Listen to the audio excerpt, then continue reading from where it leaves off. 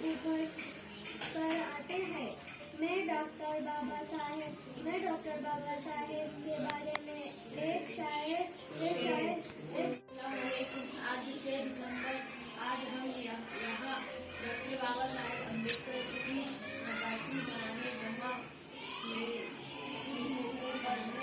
मैं बात कहना चाहता हूँ। उम्मीद है आप जरूर सुनेंगे। डॉक्टर बाबा साहेब अम्बेडकर का असल नाम भीमराव अप्पाल था। वो 1891 में मध्य प्रदेश के एक गाँव नीमू में पैदा हुए। नीमू में उन्होंने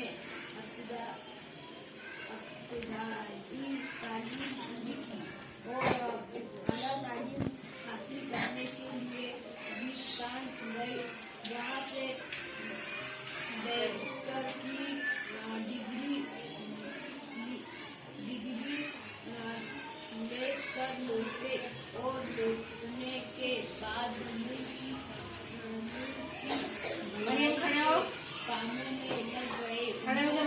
आजाद भारत को उनका दस्तूर लिखा और से मेरे प्यारे डॉक्टर बाबा साहेब अम्बेडकर की पुण्यतिथि के मौके पर जमा हुए हैं।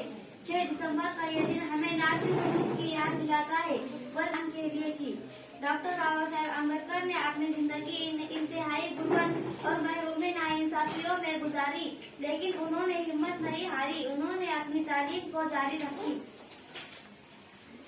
और मेहनत को अपनाया, रास्ता बनाया और जद्दोजहद को अपना मकसद बनाया। तालीम हासिल करो, जद्दोजहद करो और आगे बढ़ो। बाबा साहेब अम्बेडकर ने हिंदुस्तान के आईन को तश्कील दी और उन्होंने अपने कानून बनाए जो हर शहरी को मसावत, आजादी और इंसाफ का हक देते हैं। आज हम सब जमहूरियत में सांस लेते हैं, इसलिए बुनियादी सिद्धांतों में बाबा साहेब अम्बेडकर का खून पीना शामिल है, पसीना शामिल है। उन्होंने समाजी भेदभाव, छुआछूत और नाइंसाफी और जुल्म के खिलाफ आवाज उठाई। उन्होंने हर मजहब को बराबरी का दर्जा दिया, कोई छोटा बड़ा नहीं, सबको एक जैसे हुकूक हासिल चाहिए, वो अमीर हो या गरीब।